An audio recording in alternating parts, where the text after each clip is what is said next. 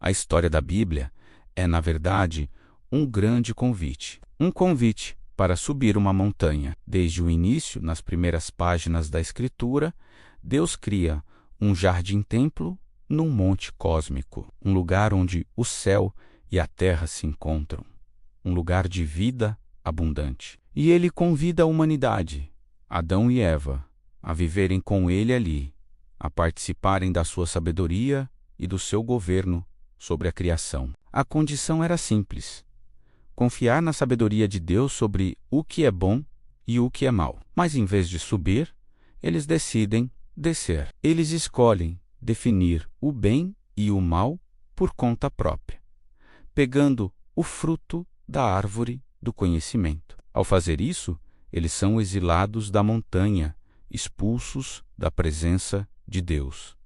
E o que acontece quando a humanidade se afasta da fonte da vida? A violência e a morte enchem a terra. A história de Caim e Abel, a corrupção que leva ao dilúvio, a arrogância da Torre de Babel. Tudo isso mostra o mesmo padrão. A humanidade, tentando construir seu próprio caminho para o céu, apenas se afunda mais na escuridão. Mas Deus não desiste do seu projeto.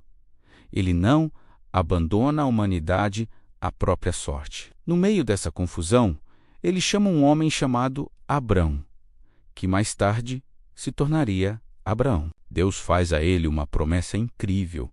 Através de sua família, todas as nações da terra seriam abençoadas. Ele estava iniciando um plano de resgate, um caminho de volta para a montanha. E qual era o caminho?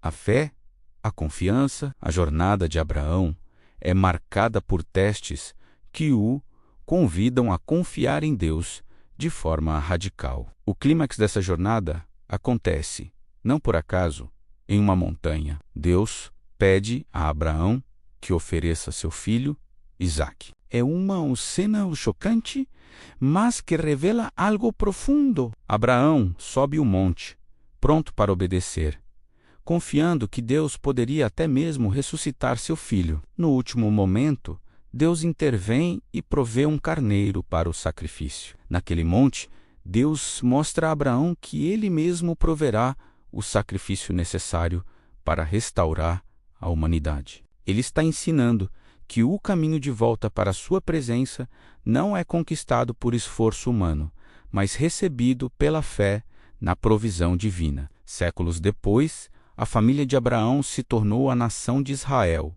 escravizada no Egito. E Deus, mais uma vez, age de forma espetacular. Ele os liberta e os leva para outra montanha, o Monte Sinai.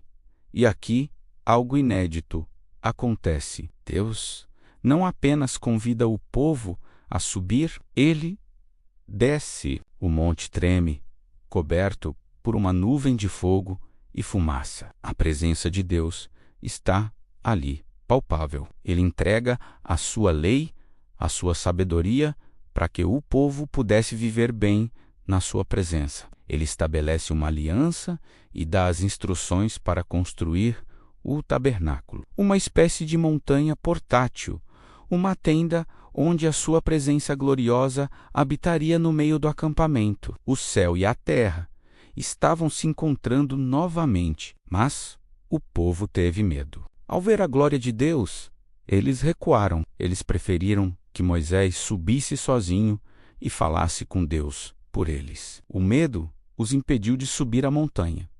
E esse padrão se repete, mesmo com o tabernáculo e mais tarde com o templo em Jerusalém, construídos sobre o mesmo monte onde Abraão ofereceu Isaque.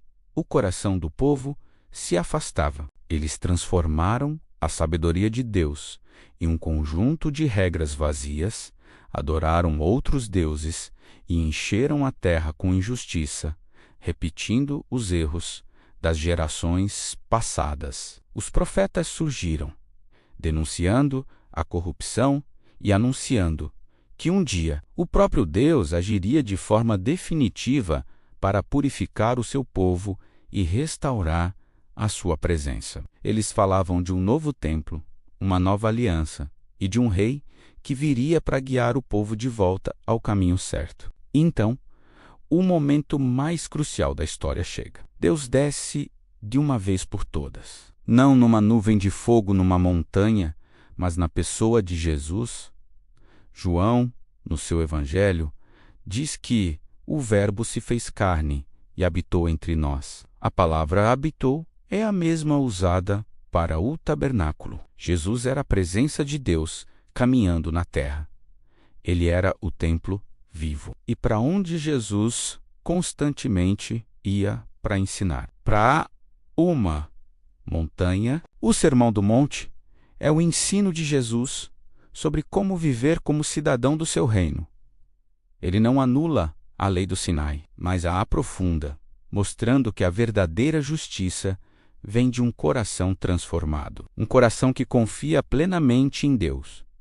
Jesus era a sabedoria de Deus encarnada, convidando as pessoas a subirem com ele para uma nova forma de vida. Ele curava os doentes, perdoava os pecadores e desafiava as estruturas de poder que afastavam as pessoas de Deus. Ele era a montanha de Deus em pessoa, o ponto de encontro entre o céu e a terra, mas a humanidade, mais uma vez, rejeitou o convite. Em vez de subir a montanha com Jesus, os líderes religiosos e políticos decidiram eliminá-lo. Eles o levaram para fora da cidade, para uma colina chamada Gólgota, e o pregaram numa cruz. Ali, no lugar da caveira, Jesus assumiu toda a escuridão, toda a violência e todo o pecado da humanidade. Ele desceu ao ponto mais baixo, experimentando o exílio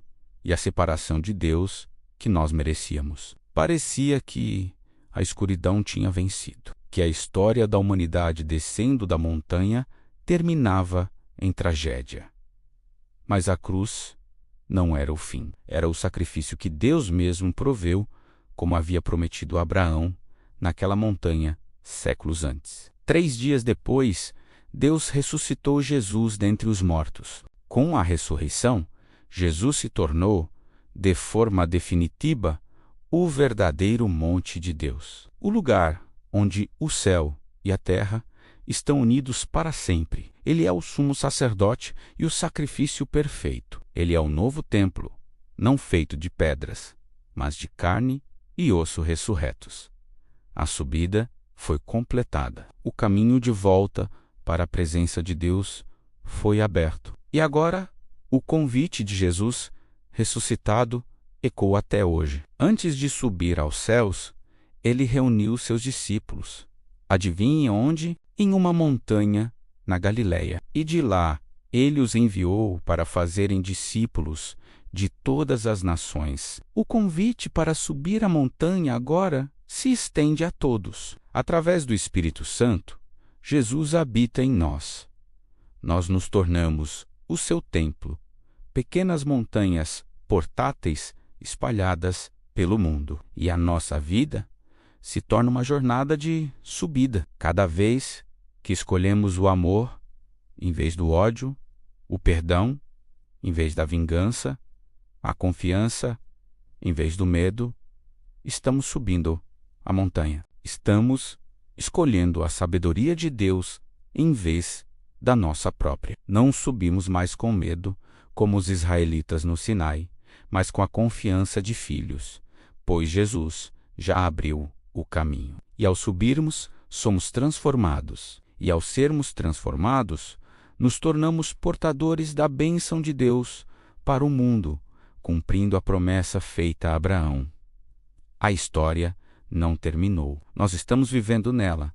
Somos convidados a subir a montanha de Deus, a viver na sua presença, a sermos moldados pela sua sabedoria e a carregar a sua vida para todos os cantos da terra, até o dia em que o céu e a terra serão completamente um, e nós habitaremos com Deus para sempre. A pergunta é: você vai aceitar o convite? Obrigado por assistir. Se este vídeo te abençoou de alguma forma, Não se esqueça de curtir, compartilhar e se inscrever no canal para mais conteúdos como este.